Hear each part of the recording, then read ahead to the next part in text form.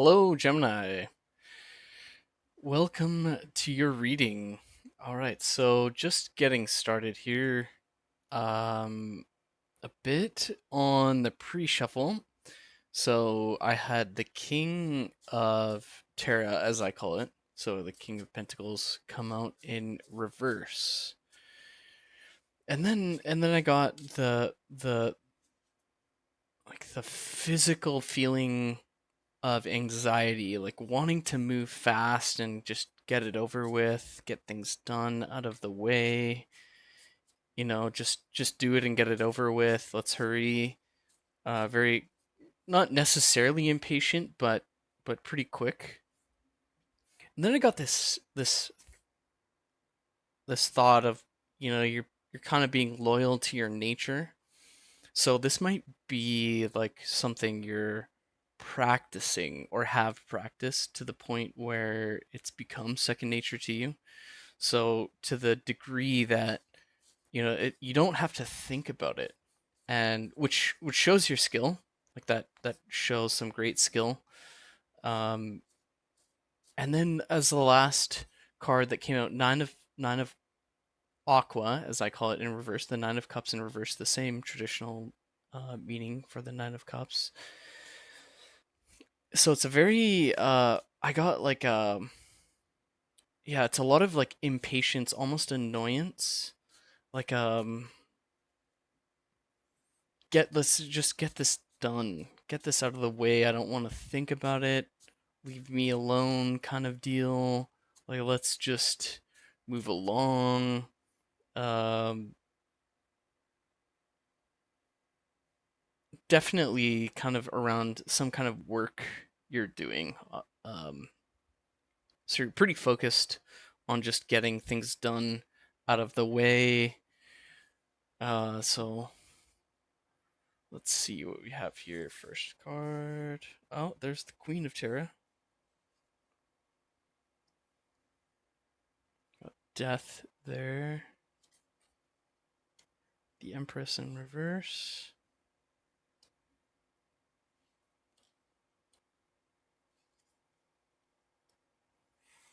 Quite a lot. Wow, a lot of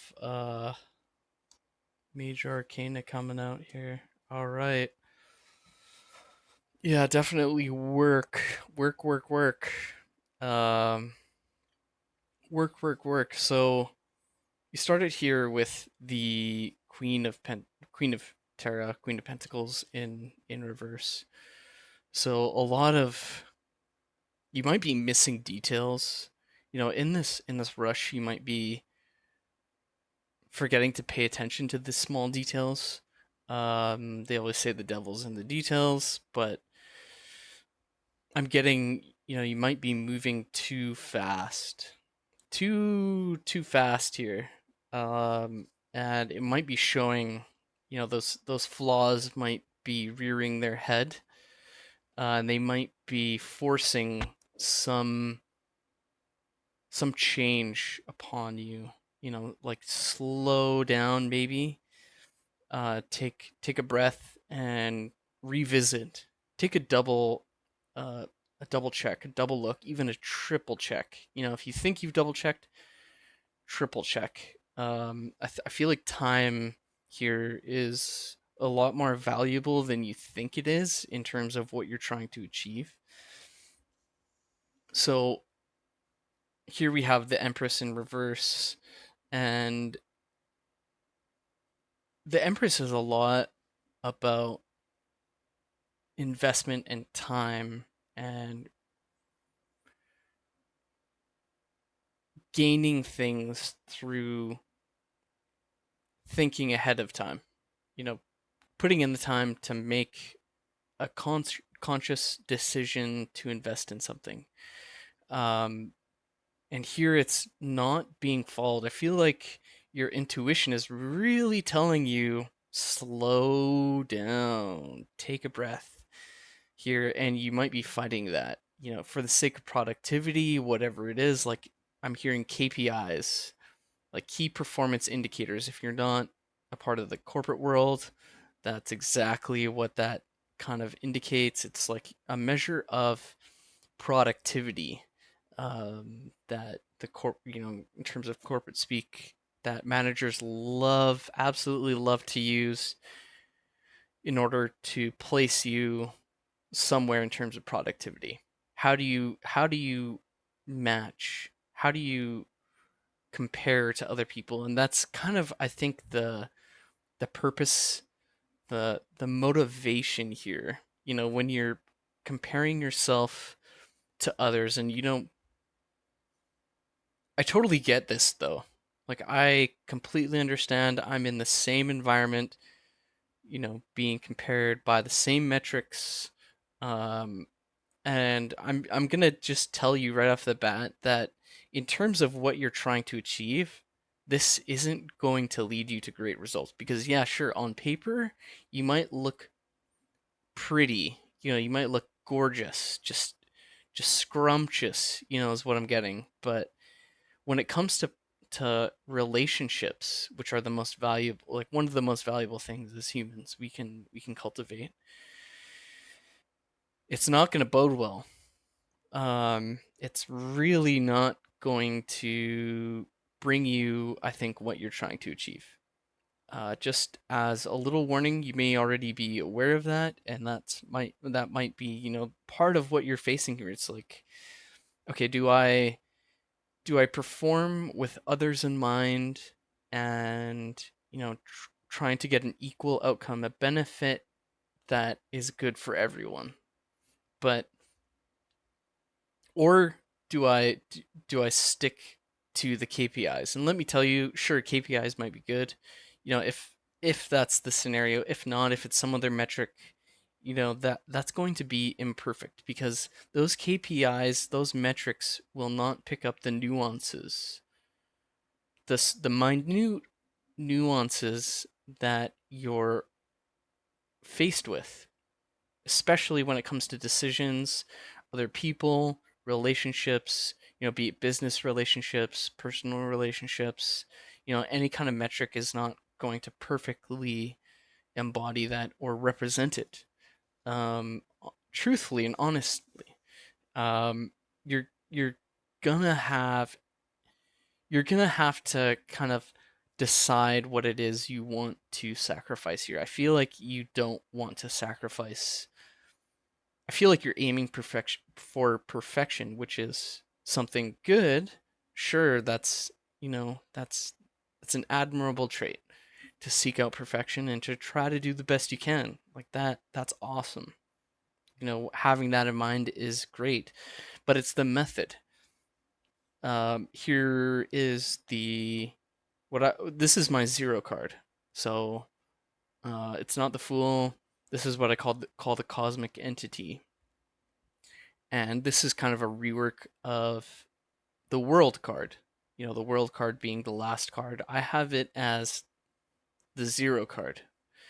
And that's because here, I envision personally within my deck, this is my deck, and my personal perceptions and interpretation. So this card depicts upright, an entity that gives itself for the betterment of others, seeding life, in whatever way, just a selfless act of giving oneself.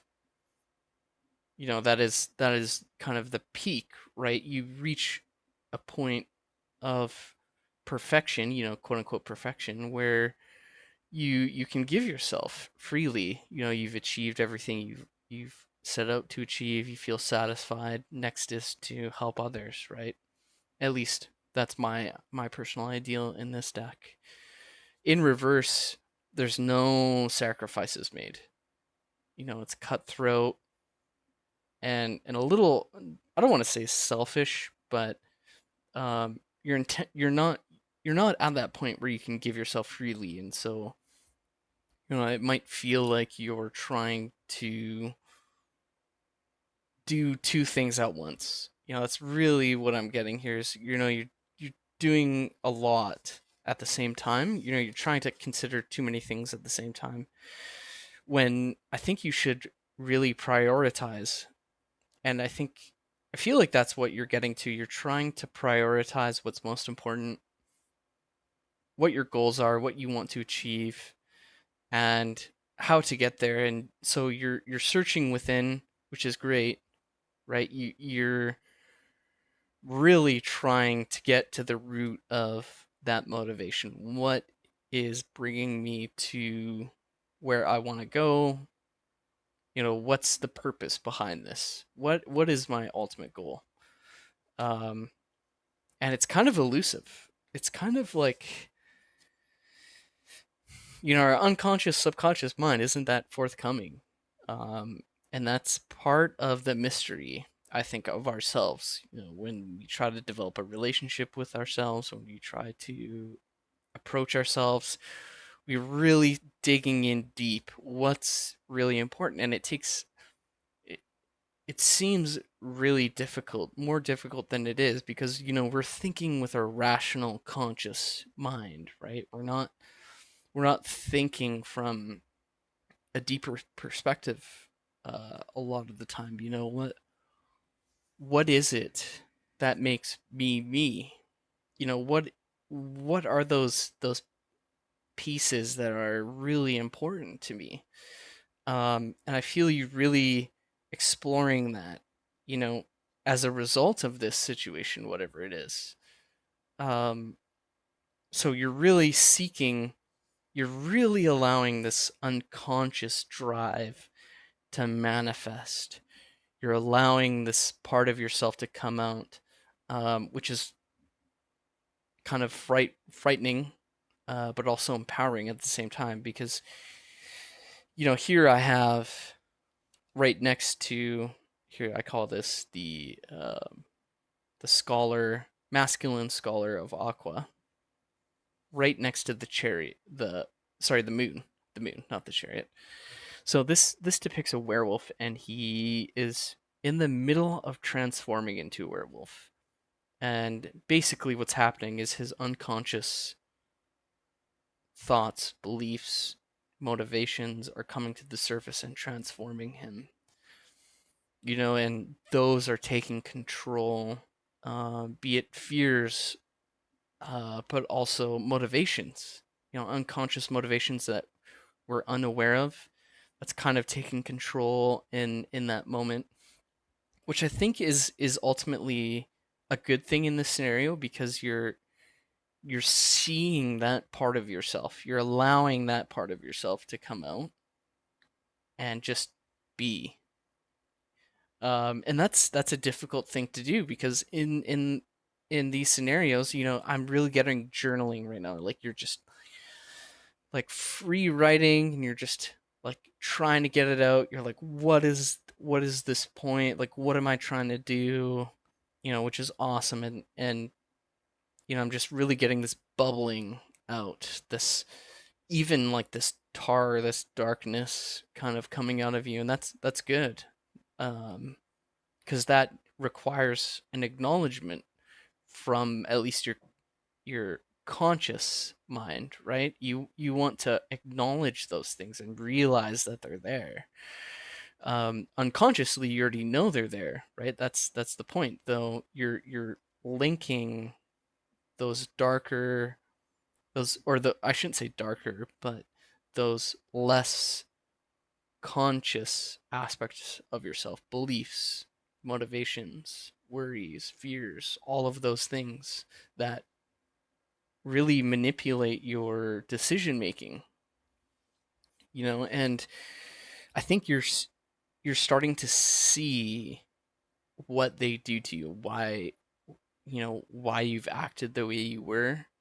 I'm really getting that you're specifically like pointing out uh, experiences you've had where you're confused by your actions, and you're just kind of going with it and just reacting in the moment. And you're starting to see and understand why. And I think you're realizing, okay, there's a lot to unpack here, and there is value in that, even though I think you might be feeling like it's not valuable, like it's painful, it hurts, it's really drawing me away from what I'm trying to achieve, but it's not. Indirectly, this is going where in the direction that you need to go, to really seek and understand yourself. Whatever decision you're trying to make, understanding the motivations for why you make decisions will arm you with the awareness, especially when you come to a difficult decision. What are my motivations? You're not just making a decision on the whim. You're consciously making a decision, which is entirely different from just reacting to it, right? Because when you're reacting to it, you're operating from a state of mind that isn't one of awareness. You're just kind of almost like a programmed thing. You call it a person, sure, but if you're just reacting to everything in front of you and not thinking about it critically and making a decision that is going to lead you where you want to go, then is that really a decision, or are you just, reacting to things around you and allowing your animalistic side, i.e., the werewolf, to take control. And this is good. This is good, and I'm getting a lot of conflicting feelings here, which isn't a surprise. Like, I think you'll find you're going to really understand, like these cards especially. You're really going to understand what it means to understand yourself, understand your motivations, and understand what's most important to you. Um, and don't discount that. Don't think, oh, that's worthless. Oh, what is it really? There's a lot more depth to that, and it's you. That is you. That's who you are, and the things that define you and make you unique. So that is valuable, and I think you kind of know that, right? But the reassurance to tell you, those experiences, whether dark or bright, those teach you something, and they are valuable, even if they hurt.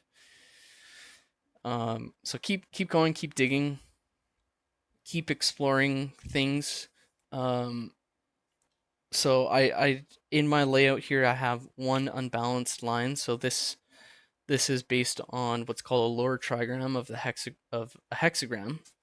So based on the I Ching. So there is an advice card here for you that I'll pull for the first line, the very bottom line. So what is this card for Gemini?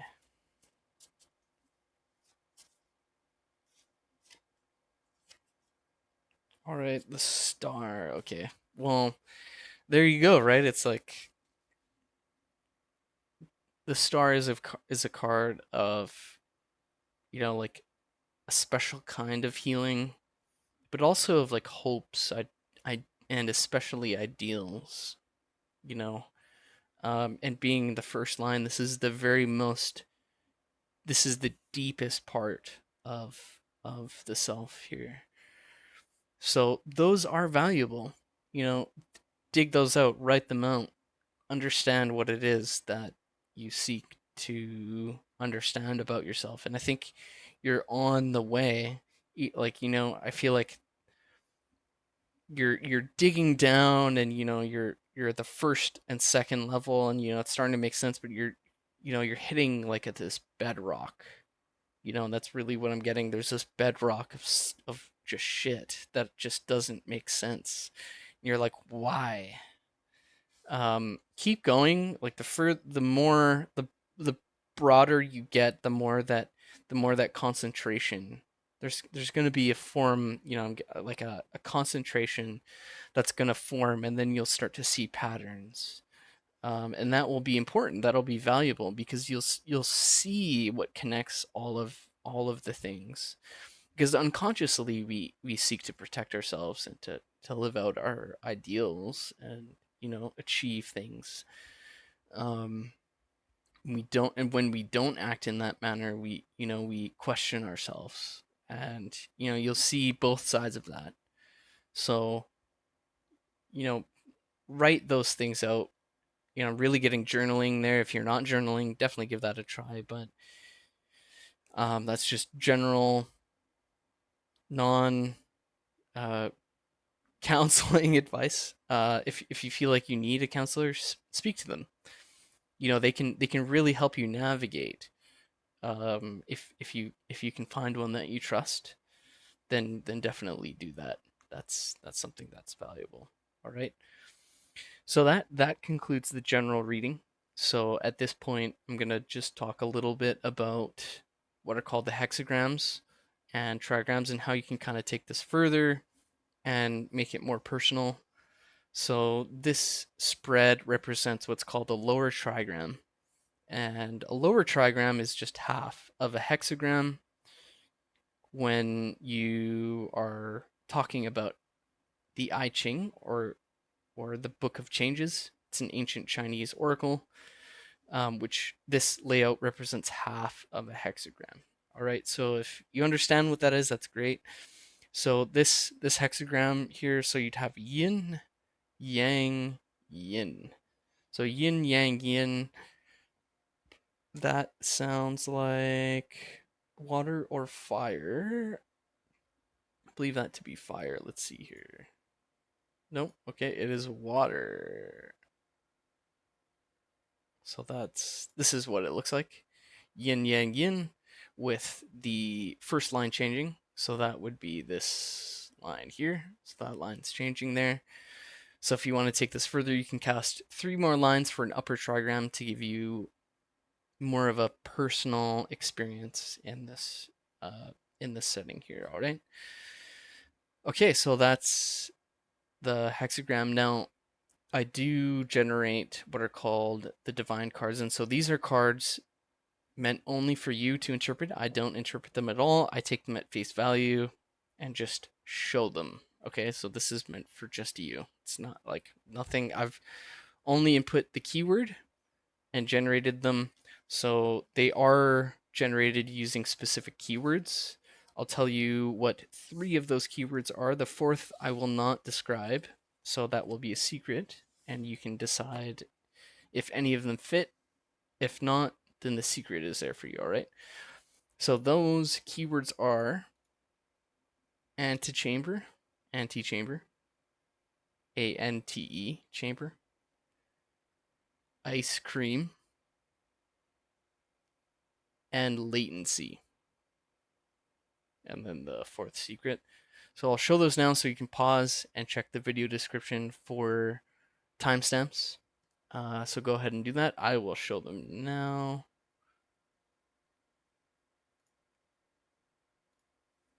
Here's the first antechamber, antechamber.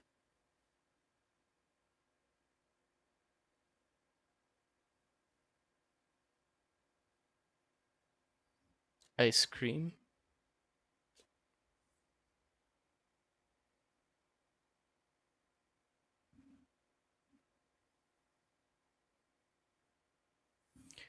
Latency.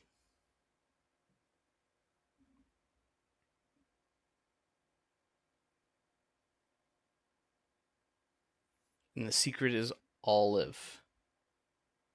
Olive. This is what it is.